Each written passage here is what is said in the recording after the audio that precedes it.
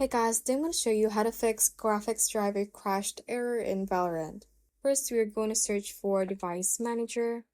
Let's open this up. And we are going to expand the display adapters by hitting this little arrow key beside it.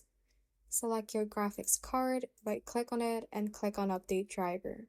Click on browse my computer for drivers. Click on let me pick from a list of available drivers on my computer. And select the latest version in here, and there is a date beside it, so you can select the one that is with the latest date. After that, you can then go ahead and click on next to start downloading the update of your graphics card. You can also go ahead and open up your browser and double check on your manufacturer's site for your graphics card.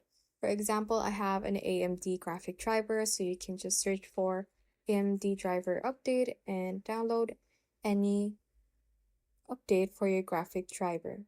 For example, if you have an Intel graphic driver, you can just search for Intel driver update and go to the official website of intel.com and download drivers for your graphics card.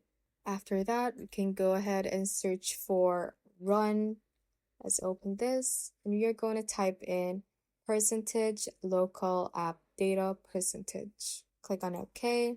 And from here, we are going to look for the Valorant folder.